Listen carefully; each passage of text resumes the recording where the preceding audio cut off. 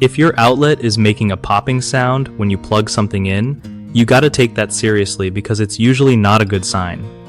First off, turn off the power to that outlet from your circuit breaker so you don't get zapped or cause a fire. Next, grab a screwdriver and carefully pull out the outlet from the wall to check for any loose or damaged wiring. That's often the culprit behind those weird noises. If you see wires that look burnt or frayed, they need fixing as soon as possible. Even if everything looks fine, sometimes outlets just wear out after years of use, so swapping it for a new one can stop the popping and keep things safe. When you pick a replacement outlet, make sure it matches the amperage and voltage of your existing system so nothing gets overloaded.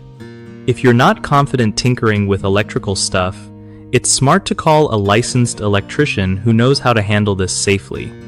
After replacing or fixing the outlet, test it with a small appliance to see if the popping stops. Don't ignore that sound because it can be a warning sign of bigger electrical problems down the line. One of the most common mistakes people make with popping outlets is ignoring the issue and continuing to use it, which risks electrical fires or damage to appliances. Fix this by cutting power right away and inspecting the outlet.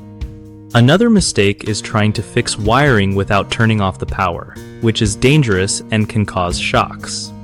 Always switch off your breaker first.